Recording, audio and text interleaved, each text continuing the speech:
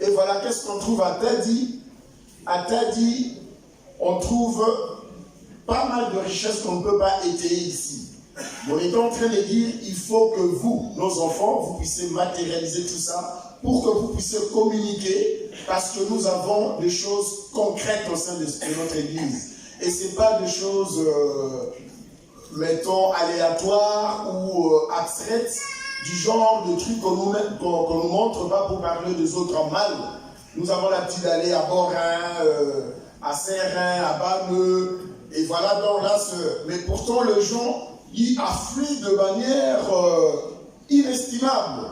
Mais la vraie richesse ou le vrai site spirituel que nous avons semble être négligé. Raison pour laquelle on nous demande de le valoriser. Surtout à l'horizon 2021, il sera question que l'Église Kimaliste puisse répertorier toutes nos richesses spirituelles, tout ce que Papa Simon a fait, notamment le musée qui est au centre de tout, et nous puissions montrer ça au reste du monde.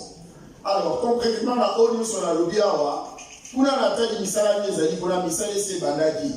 était question de délocaliser Bandako et Zalara déjà la Tadi, de délocaliser parce que Papa Simon Kimba ou Kiangani, Yemoka Lobaki était et si Kao Batavanda à la Tadi, Batangoba Longwa, Batongana Siko Bat tribune. Barotonga, si je ne m'abuse,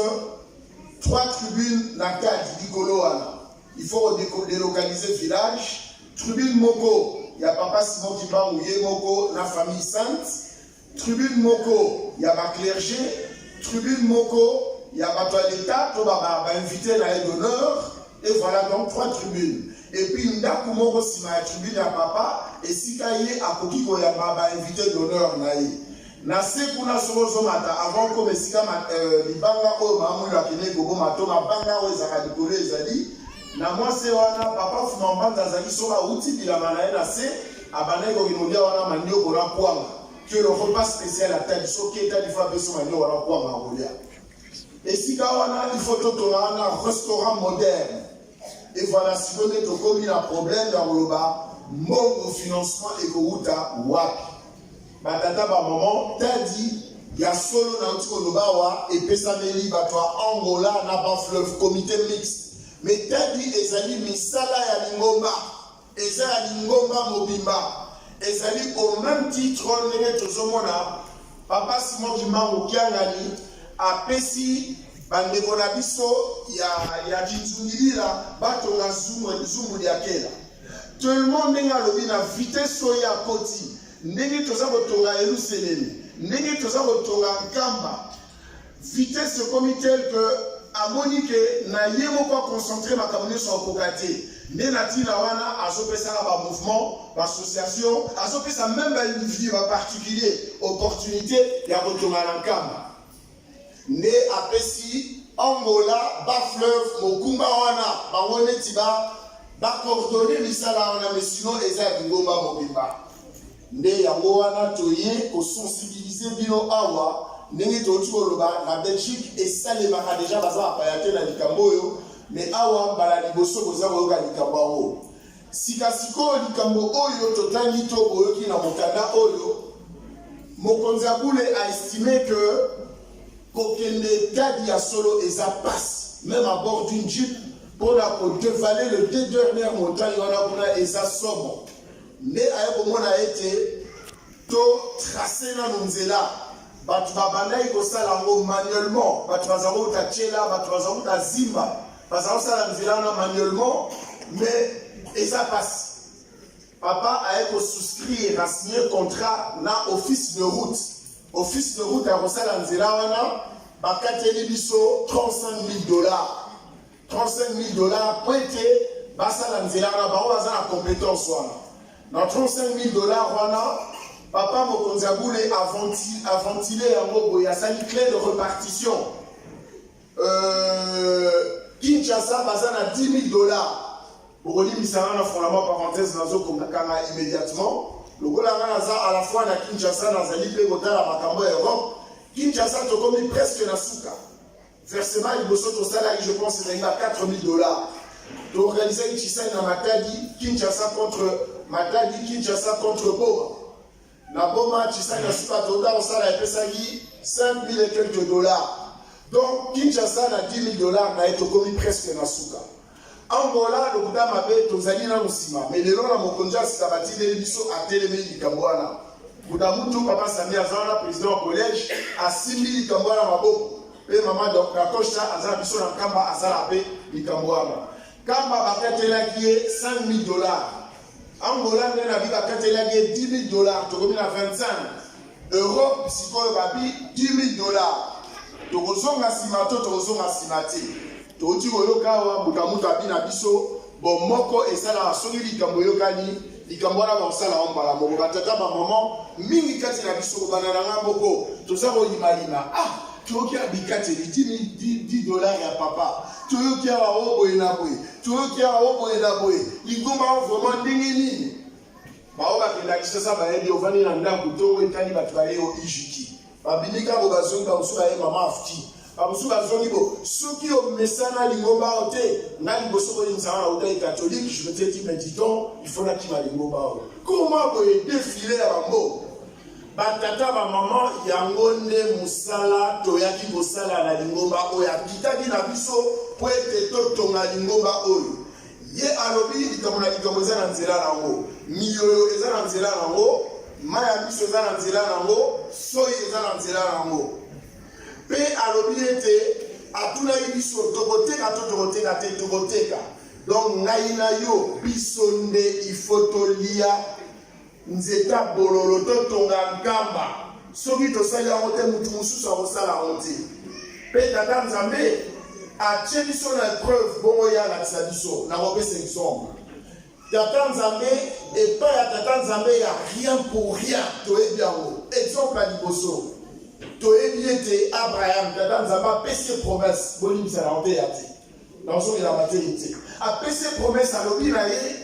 yo okozwa na yo mokili momi baprogéniture na yo ekozala bakotanga yango te neti sable mokili oyo ekozala ya yo mais tata nzambe ametre à l'épreuve asengi ye mwana na ye biso nyonso toyebi Abraham azwaki mwana na bakondisioni na bonunu na ye na 100 ans mais tata nzambe asengi kaka mwana na ye wana Abraham atali abia non il faut nasalela yango toyebi ete Abraham apesaki akabaki mwana na ye mbeka ntango akakaba mwana ye mbeka tata nzambe na bonzambe na ye atindelaki ye ange ayela ye nyama to meme po ete asacrifie la place à mwana nsima nde nzambe apesi ye donc il n'y a rien pour rien ce qui donna et pas tata nzambe exemple mibale kaka ya donna tozolobela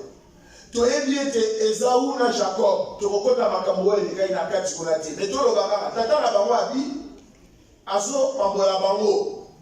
abi bango te azopambola Esawu abi na ye kindi kolambelanga supu ya kitoko nani akolambi ya bien lambi ya soki na le nsima ngai nde na pesi yo bénédiction toyebi yango donc condition ezalana kende na lubomani ya malambelanga yango soki na le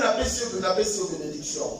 batata bamama ozomona elingi koloba nini du dona ya rien pour rien nde bakateli biso na ekateli oyo bapesi biso tozosenga na motu nyonso 100 €. Moto oyo amoni ete beti ye na motema apesi 100 € na ye oyo amoni tolobi teke immédiatement bopesa yango bokikateli eza ebele to immédiatement bopesa yango te tokoluka ndenge ezali na Belgique na Bruxelles l'Anvers toluka mpe antenne ye na ntina wana na lotumbu ya bamuta ya muta responsable ya paroisse. C'est vrai que dimanche ezala likambo ya lingomba réunion mosusu esalemaka te cotisation mosusu esalemaka te dimanche kutaka leloba mpona lingomba mais lokola ezali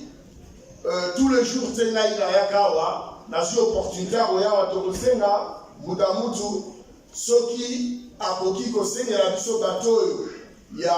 surtout baressortissant ya Angola bafleur na mutu amoni ke makambo yango ebeti ye tokutana quelque part baoyo bakozala na eloko awa bakoki kopesa yango baoyo bakozala eloko te tokozwa responsable moko akozala awa mpo traçabilité ezala makasi ya kozala suivi par ye moko référent pasteur apesaka biso rapport ezala toza na Kinshasa ezala toza wapi rapport wana nde kokoma na nkamba epai ya mokonzi ya bule to baepafuma mbanza kama meta po ye nde moto azotonga nkamba nsima bango nde bakoreperkite yango na batu oyo bango batiaki po ete papa bango esele. Voilà moi likamuke oyo toalai nango ya koloba na oyo etali construction ya site ya Tadi. Batata ba maman tolata likambo bango surtout biso toa na retard po tosala ya moti.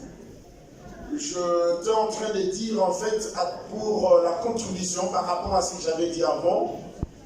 Il nous est demandé une somme de 100 € que nous allons devoir contribuer, mais nous ne sommes pas dans l'obligation de remettre ça en un coup ou en une seule fois, mais on peut étaler ça sur 2, 3, 4 versements et on va devoir s'arranger pour avoir une antenne ici en France, mettons en France à Saint-Denis, à Saint-Denis, pour que nous soyons là ou pas, que cette antenne soit en contact avec nous et donc avec Gamba pour pouvoir faire parvenir cet argent à Dad ou à nos papas. Voilà en quelques mots ce que j'avais à vous dire. Na silisi bongo na koba tata mwana pe tata molimo santu. Amen. Amen.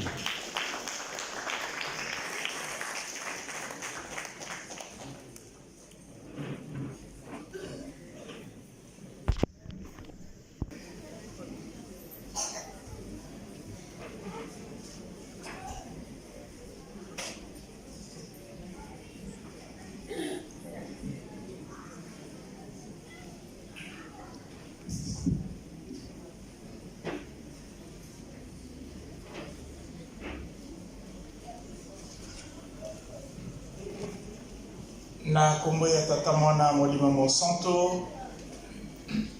mateya na biso ya mokolo ya lelo epesemeli biso kombo na révérend pasteur Dilubenzi Kondo Jean-Marie ye atangeli biso liboso kati na banzembo na psaume chapitre 34 verset 2 tina 15 mibeko ye atangi kati na Deutéronome chapitre 5 verset 1er tina 21 et pour la texte de méditation il y a kati na Hébreu chapitre 12 verset 1er et avec na 14 tina 29 et na commentaire Hébreu chapitre 5 verset 11 à 14 recommandation na ye na bozoki wa biso na ndako tokoka kotanga